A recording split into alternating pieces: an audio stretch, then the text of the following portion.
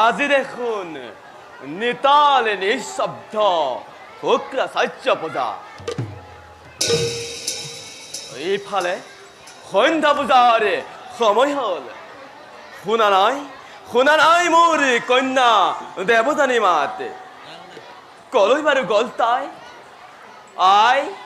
কলৈ গ'লি আই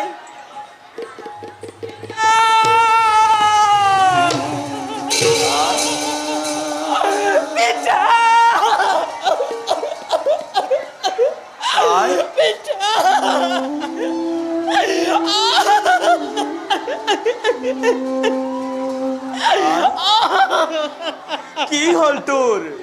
তই কান্দিছ কিয় আৰু আৰু তোৰ বস্তা আই মই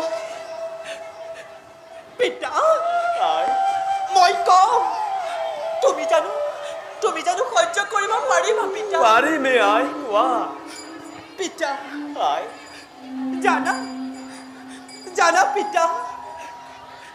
সখী কৰ্মিষ্ঠাৰ কমে গৈছিলো মই তপোবনৰ দিশে তপোবনৰ সেই সৰু বৰতে খেলি কৰি বিভূষণা হৈছিলো দুয়োগৰাকী আপুনি পাহৰা হৈ তেতিয়ানো সময় পাৰ হৈ গ'ল মই যে ধৰিবই নোৱাৰিলো পিতা যেনেতে আকাশ মাৰ্গত বহি আহিল মহাদেৱৰ সৰ্বৰ ধ্বনি আই যাৰ বাবে শৰ্মিষ্ঠাই পাৰলৈ আহি মোৰ বস্ত্ৰ পৰিধান কৰিলে যাৰ বাবে কটু বাক্য কৰিলে প্ৰয়োগ মই সেই শৰ্মিষ্ঠাক আৰু শৰ্মিষ্ঠাই কি কৰিলে জানা পিতা কয় তাই তোমাক অপমান কৰি মোক নিক্ষেপ কৰিলে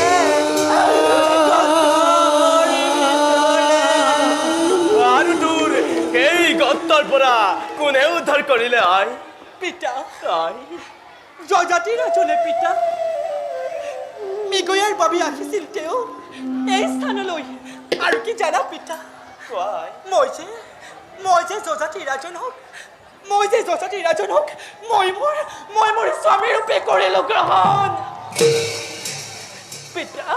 মোক ক্ষমা কৰিবা আই বুজিলো আই মই সকলো বুজিলো ফলিয়ালে তোৰ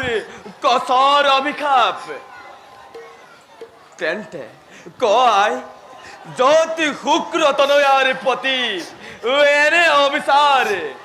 তত কদাপিও নাথাকে পিতৃ তোৰ শুক্ৰ সাহায্য বলা পিতা গুচি যাও আমি অন্য স্থানলৈ বলাই বলা পিতা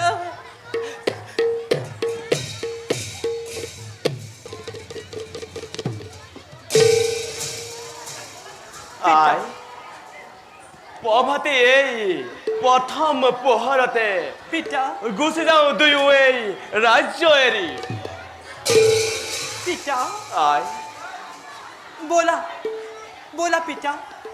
ৰবা আনি লওঁ মই মোৰ প্ৰয়োজনীয় প্ৰশ্ন তুমি ইয়াতে ক্ষন্তেক কৰা অপেক্ষা লৈ আই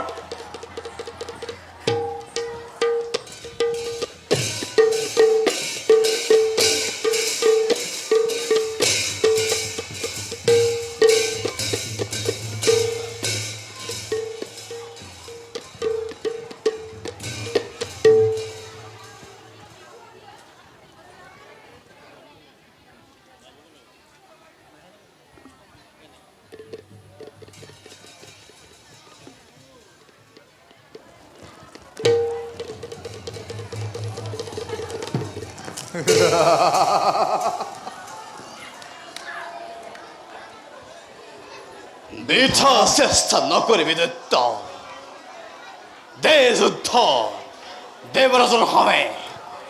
বেশ তেন্তে হে হ হে লাগিলা নারায়ণা দেবদানা বরহ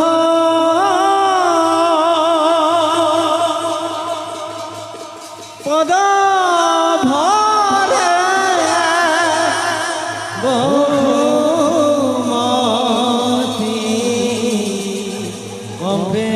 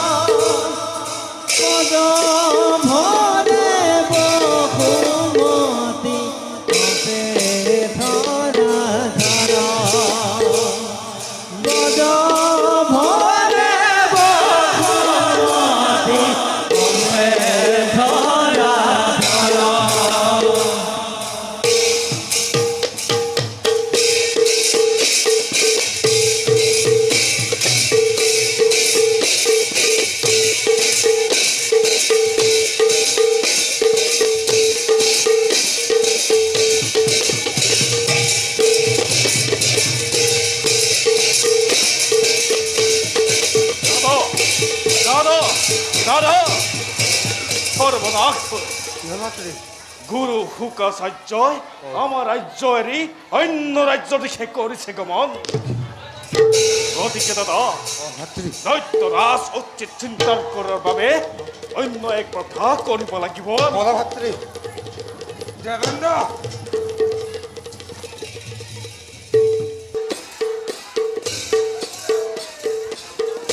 গুৰুদেৱ প্ৰণামিছোঁ তৰুচৰণ ভাতৃ মুখে জানিব পাৰি আপোনাৰ এনে সিদ্ধান্তৰ কথা যুদ্ধ এৰি দৌৰি আহিছোঁ গুৰুদেৱ দীৰ্ঘজীৱী হোৱা বুলি ক'বলৈ আজি মোৰ তোমাৰ ওচৰত কোনো আশীৰ্বাদ নাই দৈত্য প্ৰধান কিন্তু কিয় গুৰুদেৱ কিয় এনে কঠোৰ সিদ্ধান্ত কিয় অপৰাধ কৰিলোঁ মই তব চৰণত অজানিতে দাখে যদি কৰিছোঁ অপৰাধ তেন্তে ক্ষমাদানে ক্ষমা কৰক এই ধৰণৰ কিন্তু সেই অপৰাধ কৰা নাই তোমাৰ কোনো আপোনজনে মোৰ ওচৰত কৰিছে মোৰ দেৱযানীৰ ওচৰত দেৱযানীৰ ওচৰত গুৰুদেৱ মাত্ৰ ব্যক্ত কৰক গুৰুদেৱ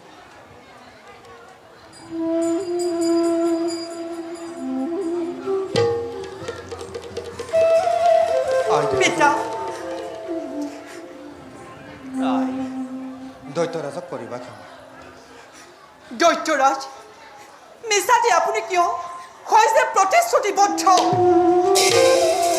এয়া তুমি কি কৈছা প্ৰতিশ্ৰুতি ভংগৰ অপৰাধত কিয় নিজকে আপুনি দুখী কৰিব খুজিছে এয়া তুমি কি কৈছা দেৱযানী দৈত্যৰাজ বিষপাৰ পাই কাহানিও প্ৰতিশ্ৰুতি নকৰে ভংগ মাত্ৰ ব্যক্ত কৰা কোন সেই অধম দৈত্য যিজনে কৰে তোমাৰ ওচৰত এনে সন্মান দৈত্য নহয় দৈত্য নহয় তেওঁ দৈত্যৰ কন্যা দৈত্যৰ কন্যা? কিবা নাম তাই কিবা নাম সেই দুৰ্ভাগ্য পিতৃৰ কোৱা দেৱযানী আই কোৱা সেয়া অন্য কোনো নহয় সেয়া আপোনাৰ কন্যা শৰ্মিষ্ঠা এই শৰ্মিষ্ঠা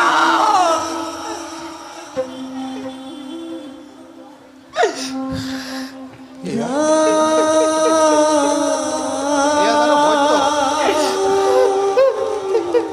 হে গুৰুপতি এয়া জানো সত্য এয়া নিতান্ত নিদাৰুণ সত্য কিন্তু গুৰুদেৱ তেওঁলোক যে অভেদ্য সখী তেনেস্থলত কেনেকৈ সংঘটিত হ'ল এনেকুৱা অকাৰ্য কোৱা দেৱযানী আই কোৱা দৈত্যৰাজ কোৱা সখী শৰ্মিষ্ঠা আৰু মই গৈছিলোঁ আমাৰ তপোবনত সেই সৰোবৰত কেলি কৰিবৰ বাবে জানে তাৰপৰা জানে আপোনাৰ কন্যাই কি কৰিলে আপোনাৰ কন্যাই মোৰ বস্ত্ৰ পৰিধান কৰি মোক অপমান কৰি মোৰ পিতাক অপমান কৰি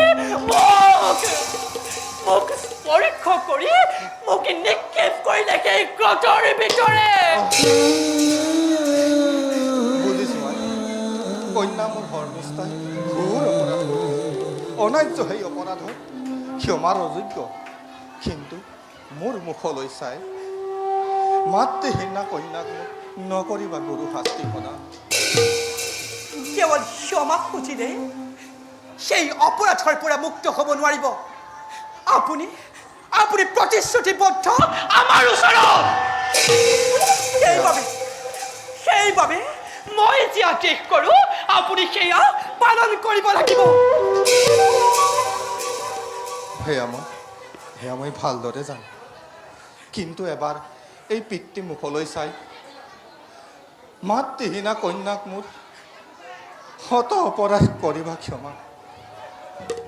উগ্ৰ তনয়াৰে বাক্য কদাপিতো নহয় উলংঘ, কিন্তু দৈত্যৰাজ সেই গতৰ পৰা মোক উদ্ধাৰ কৰিছিল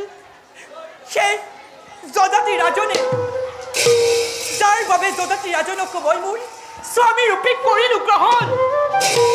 আৰু সেই যদাতি ৰাজনৰ বাবে মোৰ পিতাই মোৰ মহাস্বয়ম্বৰৰ কৰিছে আয়োজন। কিন্তু মই বিচাৰো মোৰ সেই মহাস্বয়ম্বৰত মোৰ লগত যৌতুক ৰূপে মোৰ দাসী ৰূপে যাব লাগিব।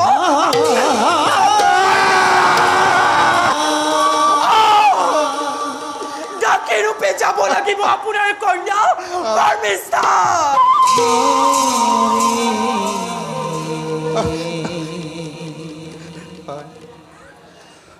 তুমি ইমান নিৰ্দয়া নহবাই দেৱজানী। কন্যা বাক্য মোৰ নাদায়ত হলে গুৰুদেৱ তথাপিতো নাৰায়ণ নাৰায়ণ মই মোৰ সিদ্ধান্ত অচল হে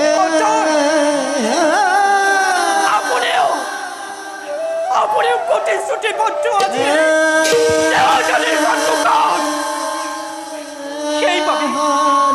সেইবাবে আপুনি মোৰ আদেশ পালন কৰিবই লাগিব। শৰ্মিষ্ঠাক পঠাবই লাগিব মোৰ দাসী স্বৰূপে। পিতা, বলা। লীলা বলা